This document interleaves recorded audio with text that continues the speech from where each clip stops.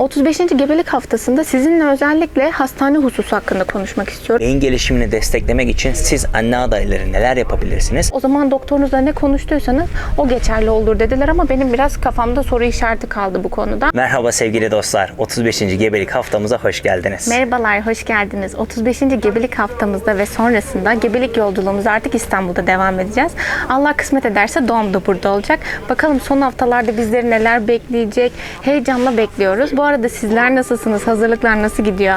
İnşallah keyifler yerindedir. Bakalım biz şimdi 35. haftamızı bitirdik. Yolculuğumuzun kaçıncı haftaya kadar devam edeceğini Allah bilir. Belki 40 haftayı tamamlayabiliriz. Belki de daha erken kavuşuruz yavrumuza. Allah sağlıkla yavrularımıza kavuşmayı nasip etsin cümlemize inşallah. Amin. Yolculuğu tamamlamak dedik ama aslında her şey yeni başlayacak. Yine hafta hafta bebek gelişimi videolarımızda devam edecek serüvenimiz. Sizler de şimdiden bebek ve çocuk gelişimiyle ilgili olan kanalımıza abone olabilir, bildirim zilini açarak içeriklerden anında haberdar olabilirsiniz. Kanalın hatırlatmasını ara ara yapacağız bundan sonra. Bu arada ben kendi kanalımı da araya sıkıştırmak istiyorum. Çünkü bu haftadan itibaren size fazlasıyla ihtiyacım var. Bebek alışverişi için liste hazırladım. Dün yayınladım hatta. Listeme bir göz gezdirip kanalıma abone olursanız çok sevinirim. Kanal linkini açıklamalar kısmından gidebilirsiniz. Şimdi asıl konumuza gelelim.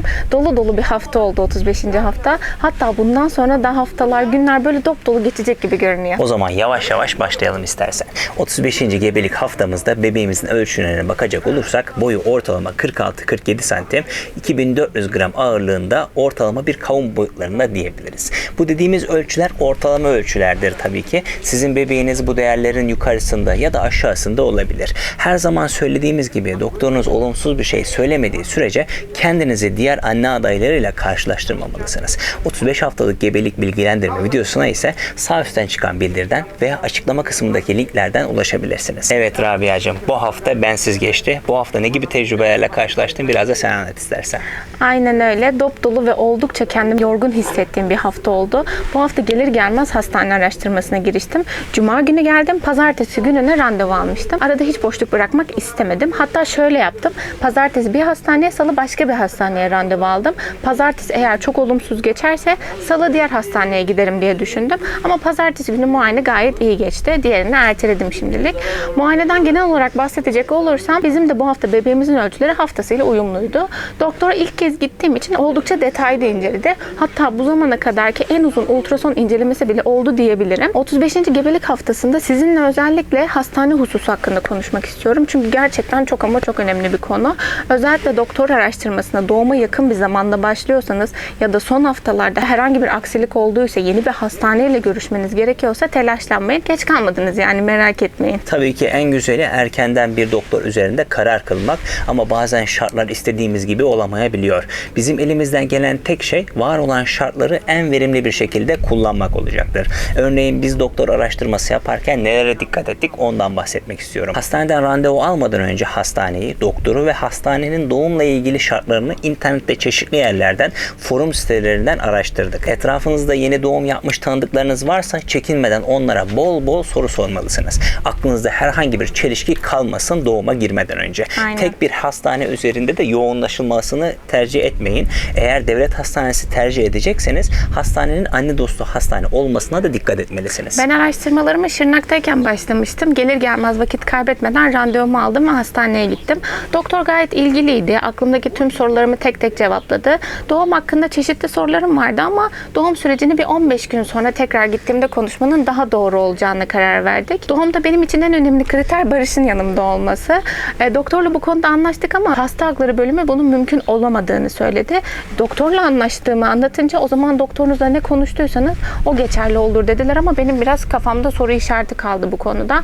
Eğer başka hastane bulamaz tekrar oraya gidersem bu konuyu tekrar netleştireceğim. Sonrasında annemle birlikte doğumhane katını çıktık. Odaları gezdik. Burası da çok önemli. O Kasım da içimesinde. Bakalım hastane şimdilik dediğim gibi içimesinde.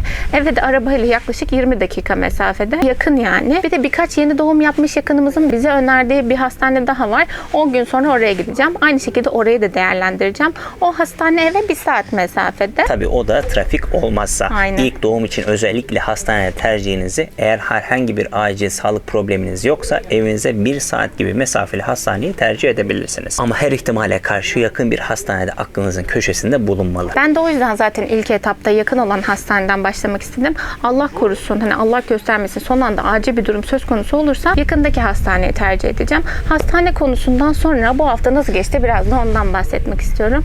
Bu hafta hava değişimiyle birlikte değişik bir yorgunluk çöktü üzerime. Yani nemin %15'lerde olduğu Şırnak'tan geldik buraya. %80 üzerinde nem var İstanbul'da.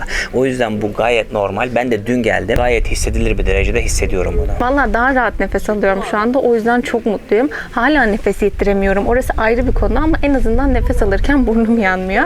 Bakalım şu an 6 gün oldu buradayım neredeyse. Burnum henüz kanamadı. İnşallah bundan sonra da nem sayesinde kanama da olmaz diye umuyorum. İnşallah bakalım. Bu hafta yani 35. gebelik haftasıyla bebeğimizin önemli gelişim özelliklerine de bakalım diyorum. Aynen İster misin? bakalım. Evet. Değerli dostlarımız da ister tabii ki. Beyin ve sinir sistemleri oluşumunu tamamladı bebeğimiz. Beyin hücreleri ise artmaya devam ediyor. Doğduktan sonra da devam edecek bu hücreler. Beyin gelişimini desteklemek için siz anne adayları neler yapabilirsiniz? Folik asit içeren yiyeceklerden faydalanabilirsiniz. Gebeliğinizin ilk aylarında yediğiniz gıdalara ek olarak folik asit tabletleri kullanmıştınız zaten. Şimdi ekstra tablet kullanmanıza doktorunuzun önermediği sürece gerek yok. Koyu yeşil yapraklı sebzeler, folik asit içeriği zengin olan gıdalardan faydalanabilirsiniz. Ayrıca sağlıklı ve çeşitli beslenme ile su alımınıza da dikkat etmelisiniz. Sadece belli vitamin ve minerallerin alımı yeterli olmaz. Protein ve enerji içeren gıdalarla taze meyve ve sebzeler tüketmek bebeğinizin sağlıklı gelişimi için çok önemli. Şimdi yaz aylarındayız. Sebzelerden bol bol destek alarak öğünlerinizi çeşitlendirebilirsiniz. Bunların dışında da ağır olmayan egzersizler ve sizin olumlu ruh haliniz de bebeğinizin sağlıklı beyin gelişimi için oldukça büyük öneme sahip. Bu sıcak havalarda zaten suya dayanabilmek hiç mümkün değil. Ben aşırı derecede su içiyorum ama ılık su içmeye özen gösteriyorum mecburen. Çünkü ne olur ne olmaz hasta olmak istemiyorum bu havalarda. Bu arada ben yolculuğumdan hiç bahsetmedim. Aynen Onu öyle. da söyleyecektim. Unuttum. Biliyorsunuz Şırnak'tan uçakla geldim. Başka türlüsü pek mümkün değil zaten. Bindim indim derken yolculuğum uçak içerisinde yaklaşık 3 saat falan sürdü. Cam kenarındaydım ama size asla tavsiye etmem. Çünkü yanımdaki yolcular uyuyorlardı. Rahatsız etmek istemediğim için oturduğum yerde kala kaldım. Hiç kıpırdayamadım.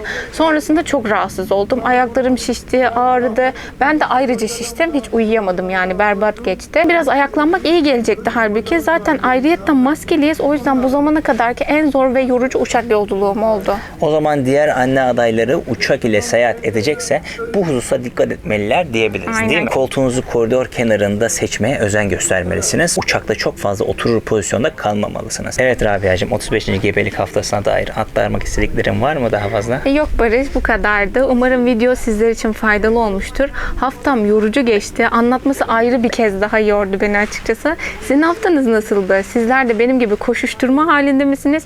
Yoksa tüm hazırlıkları tamamlayıp artık rahat bir şekilde arkanıza yaslandınız mı? Yorumlara bekliyorum sizi. Aynı zamanda takip etmeyi sevdiğiniz kanallara yorum yapıp videoları beğenirseniz YouTube algoritması bizi ve bize benzer kanalları size daha çok önerecektir. O yüzden videoyu beğenmeyi, kanallarımıza abone olmayı ve videolardan anında haberdar olabilmek için bildirim zilini açmayı unutmayın lütfen. Ayrıca bebek ve çocuk gelişimiyle alakalı videolar yayınladığımız yeni kanalımıza da abone olarak şimdiden yavrunuz için hazırlık yapabilirsiniz. 36. gebelik haftasında görüşünceye dek sevgiyle kalın. Allah'a emanetsiniz. Görüşürüz.